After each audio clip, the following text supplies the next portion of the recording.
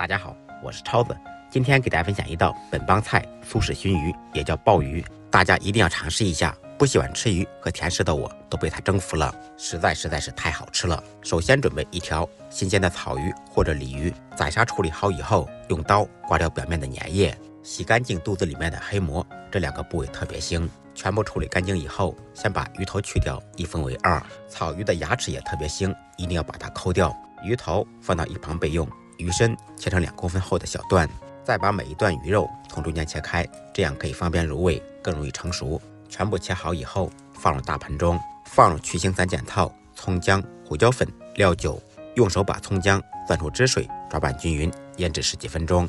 利用腌鱼的时间，准备一些香料：小茴香、八角、花椒、干辣椒、香叶、桂皮、白蔻。准备好的香料放入碗中，加入清水清洗浸泡一下，洗掉灰尘和苦味。洗好以后捞出来，控水备用。接下来再调一个酱汁，碗中放入300克生抽酱油、100克老抽、30克蚝油、300克冰糖，再来30克海鲜酱。虽然看起来冰糖很多，但是做出来不会齁咸。再放入1000毫升清水。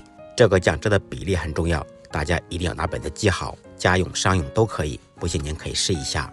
起锅放少许油，油热以后放入葱姜，煸炒出香味。随后放入刚才准备好的香料，继续开中小火把香料炒香。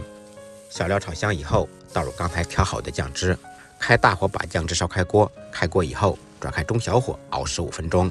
熬酱汁时切记不要盖盖子，15分钟以后再改开大火把酱汁熬粘稠。熬酱汁的整个过程大概需要20多分钟。熬至酱汁粘稠，能挂在勺子上面，然后把小料打出来。朋友们可以看一下，粘稠度成这种状态就可以了。熬好的酱汁倒出晾凉备用。另起锅做宽油，开大火把油温烧至6、7成热。腌好的鱼肉用厨房用纸擦一下表面的水分，油温高一点下锅炸，家庭小灶全程开大火炸制。鱼肉刚下锅时切记不要着急搅动，炸至定型以后再用罩里翻动。开大火炸约2、3分钟，把鱼肉炸熟炸透。炸好以后先捞出来。要想鱼肉吃起来外酥里嫩更入味，必须高油温复炸一次，这样鱼肉里面的小刺吃起来都是酥脆的。继续大火炸约2分钟，把鱼肉炸至金黄酥脆。炸好以后捞出来，放到晾凉的酱汁里面，热于冷汁，这样更容易吸味。